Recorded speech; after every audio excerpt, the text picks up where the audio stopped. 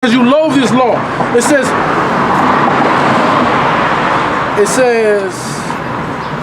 matter of fact, let me jump back up because this is important. This is verse 9. It says, then shall they be in pitiful case.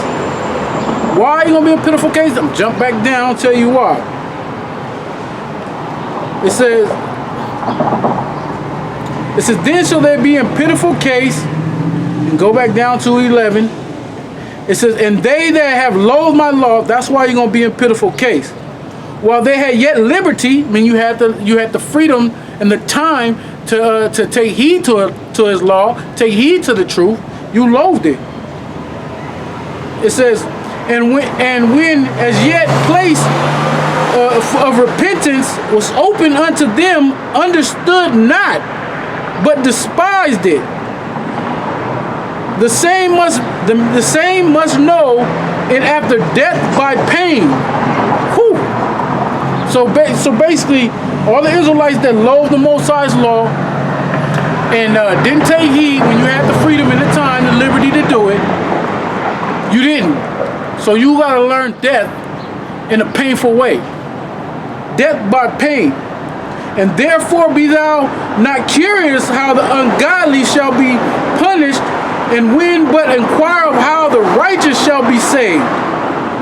Whose the world is, and for whom the world is created. So if the Most High is giving you the knowledge, wisdom, understanding, He's allowed you to be one of His servants, His watchmen. He's giving you the holy righteous name to call upon for salvation, for stress, for distress and trouble. Don't worry about how the unrighteous gonna get punished.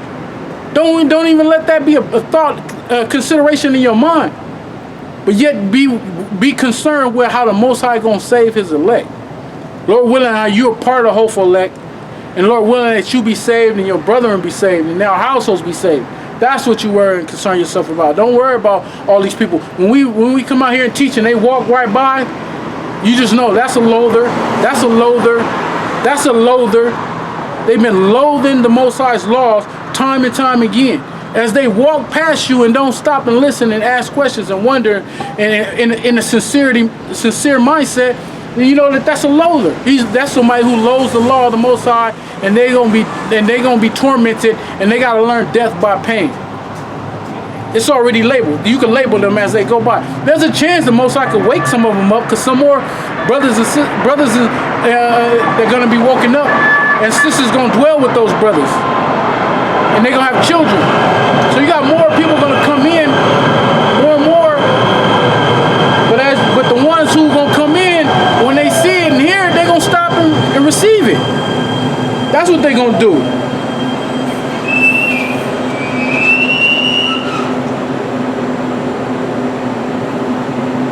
So let's get into some destruction scriptures, because I'm always anxious to bring out destruction scriptures, because destruction represents the end of suffering. That's the last suffering.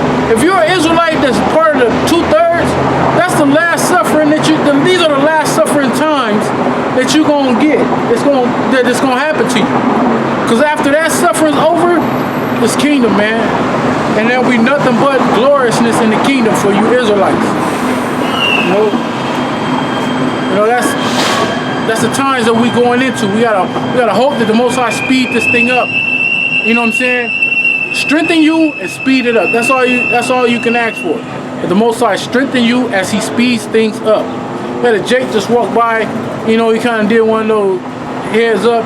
But what am I supposed to say? I think you one of the people that loathe the Most High law. Why? Because you just kept walking by and said, man, let me see what this young brother doing out here.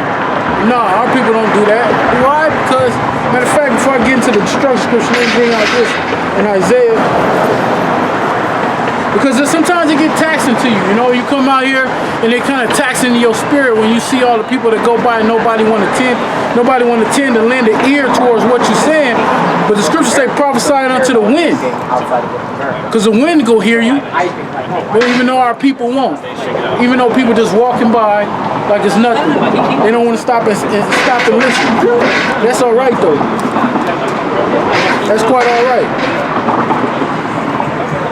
This is This is Isaiah 6 and 8. It says, "Also I heard the voice of the Lord saying, Who shall I send, and who will go for us? Then said I, Here I am, send me. And he said, Go and tell this people, Hear ye indeed, but understand not, and see you indeed, but perceive not. Make the heart of this people fat, and make their ears heavy, and shut their eyes, lest they see. Lest they see with their eyes, and hear with their ears, and understand with their heart, and be converted and be healed." So the Most High is put blocks on people, man. Least that you would see, listen, and hear, and understand. But our people not. Most of our people are not. They're gonna keep doing that. It says, then said I, Lord, how long? He answered, until the cities be wasted without inhabitants, and the houses without men, and the land be utterly destroyed. Because this land is going to be destroyed. So we got to come out, teach this word, and to the Most High, lay this place down, man. Lay these buildings down. You look over and you see all these high-rise buildings. Downtown Long Beach, and I look right over there, you see high-rise buildings, you see buildings all over. They're all going to be laid down. They're all going to be put down. Destroyed, utterly destroyed.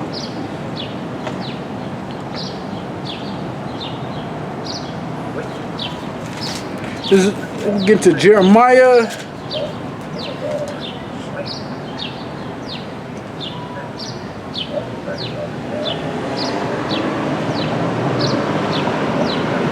This is Jeremiah 30 and 3. It says, "For lo, the day is coming, said the Lord, that I will bring again the captivity of my people Israel and Judah, said the Lord, and I will cause them to return to the land that I gave to their fathers, and they shall possess it. And these are the words that the Lord spake concerning Israel and concerning Judah." And that's what's going on right now. Right now, you have both northern and southern kingdom here in America. Both of our kingdoms have suffered.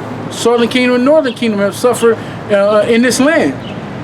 I'm gonna jump down to verse 7. "Alas, for that day is great, so that none is like it. It is even the time of Jacob's trouble, but he shall be saved out of it." The elect is gonna be saved out of it. So in the time of Jacob's trouble, all you Israelites are gonna be troubled, but the elect will be saved out of these troublesome times. And jump down to verse 10.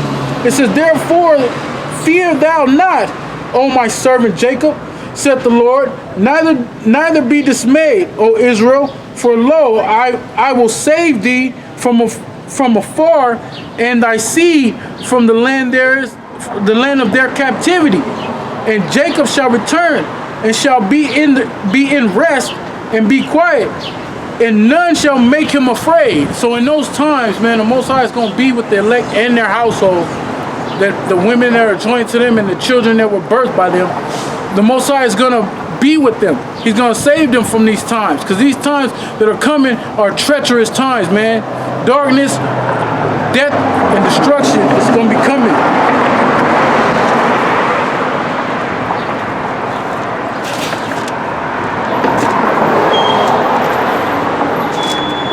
Because you have things brewing up in the news that people ain't paying attention to. People ain't paying attention to the fact that America is at war words. Matter of fact, let me hold that. Let me get quick scripture, man. There's so many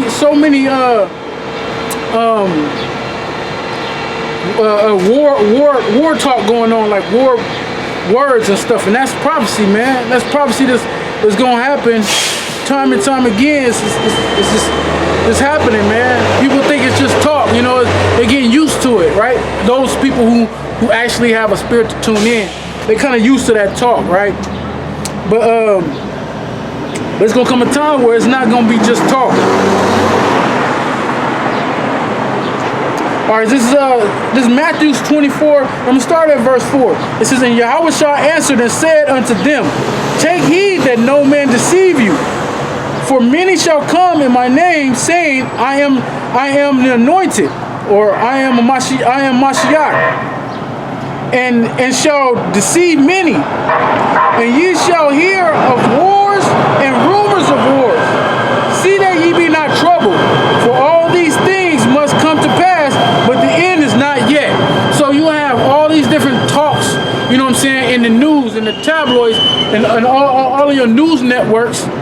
They'll tell you about the talking, because you can go on some of these networks and they'll tell you what's being discussed, but it will be an afterthought. It won't be like the front page of a website. You know, if you go to Press TV or Al Jazeera or Russia RT News or RTTV, they'll give it to you.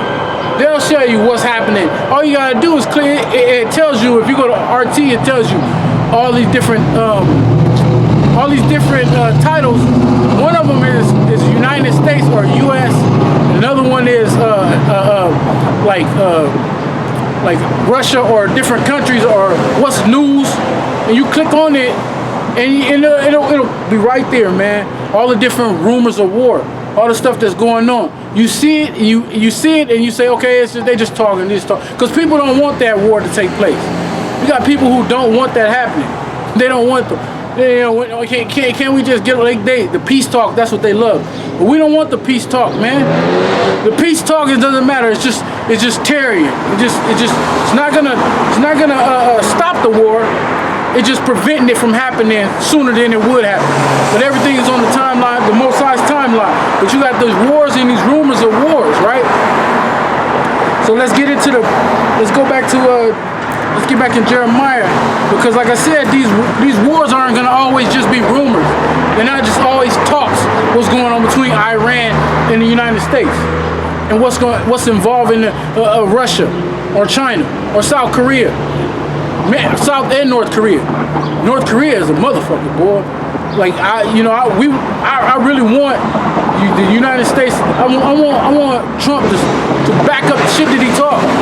Why don't you slap the shit out of North Korea and get this whole thing popping, man? Get this thing going.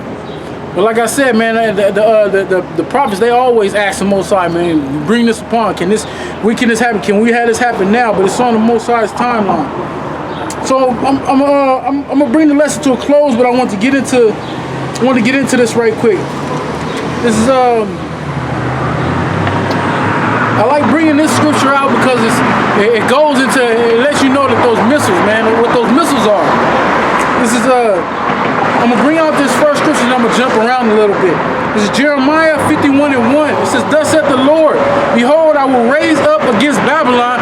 It's talking about Babylon the Great, which is America, modern day Babylon, "and against them that dwell in the midst of them, that rising up against me, a destroying wind." What is those destroying winds? Let me show you what the destroying wind is. This is the destroying wind. See, America will be destroyed. Then it shows you that missile. See that missile? That ICBM missile. That's the destroying wind. ICBM missiles. With all the warheads, that's the destroying wind. But jump down to verse 5. It says, "For Israel had not been forsaken, nor Judah of his power, of the Lord of hosts." It says, though their land was filled with sin against the Holy One of Israel, flee out of the midst of Babylon and deliver every man his soul. Deliver every man his soul. Be not cut off of her iniquity, for this is the time of the Lord's vengeance. He will render unto her a recompense. Recompense means pay back. You know, so the Most High is about to pay back Babylon the Great, right? Modern day Babylon, which is America. America's going to get paid back for all the atrocities you've done to the Hebrew Israelites. Primarily speaking, the southern kingdom, but extended over to the northern kingdom because you put hell on them too. You took this land from them. You damn near tried to destroy them to take the land, put them in subjection, then put them on reservations, and then you went and got the southern kingdom and put them slaves in this land. You made our people slaves in this land. You continue to shed our people's blood. So you're gonna be paid back for all that. Matter of fact, let me get a quick precept.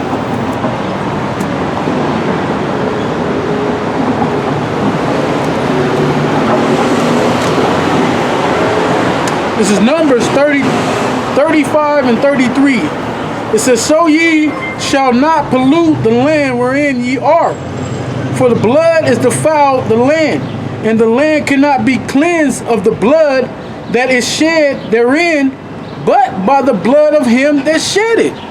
So all the blood that's up under this concrete that you've laid down is the blood of the Hebrew Israelites throughout this whole four corners of the United States, and go four corners of the whole earth, man. You've been shedding our blood all across the four corners of the earth. So your blood, but primarily speak about America here. You shed our blood on this land, and this land can't be cleansed unless your blood be shed upon this land as well, which it will be. Your blood is going to be shed on this land too, and that's going to be beautiful. Back in Jeremiah. So that's the recompense, right? You being paid back. Verse 7, Babylon had been a golden cup in the Lord's hand that made all the earth drunken. Why? Because you've been spreading your democracy, your philosophy to all the other kingdom and nations out there. And they've been drunken. They've been drinking that cup of democracy, lies, and philosophies that you've been pushing on them. So they all drunk with your lies. It says, the nations have drunken of her wine. Therefore, the nations are mad. So the nations are mad. They've been drinking your wine, and they've been drinking away at your wine. Then now they finally realize that you've been giving them rot gut. You've been giving them that cheap wine. You know, that rot gut, that gut rot liquor and wine, the cheap shit, not the top shelf shit. You've been giving them the cheap shit, and they mad. So that's why they're gonna shoot missiles on you. You're gonna be destroyed because they're so mad at you. It says Babylon is suddenly fallen, and destruction howl for her. Take balm for her pain. If so, she may be healed. Well, there's no balm for your pain. You're gonna have to endure that pain till that pain kills you, till you put to death. You ain't gonna be healed. It says we would have healed Babylon, but she is not healed. Forsake her, and let us go everyone into his own country, for her judgment reacheth unto the heavens, and is lifted up even to the skies. The Lord hath brought forth our righteousness. Come and let us declare in Zion the works of the Lord. Make bright the arrows gathered, the shields, and the Lord had raised up the spirit of the kings of the Medes. And this is talking about Russia. It says, for his device is against Babylon to destroy it, because it is the vengeance of the Lord, the vengeance of his temple. So that's talking about all the other nations coming through to kill you, the so-called white man in America, lay this place down the waste, destroy this place. You know, that's what we waiting for, man. We waiting for Russia, we're waiting for China, both the Koreas, the North and South Korea, all the other nations, man, that have nuclear capabilities. It's gonna total up of 200 million missiles shot here on America. So with that, man, I hope the lesson was edifying. 200 million missiles. We're all fucking dead. No, we're not. We all fucking dead. You heard it say, Edomite said, we all fucking dead, right? No, not we all, man. 2/3 of the nation of Israel, along with the other nations, are dead. 1/3 in the elect will survive that, will be delivered out of that destruction.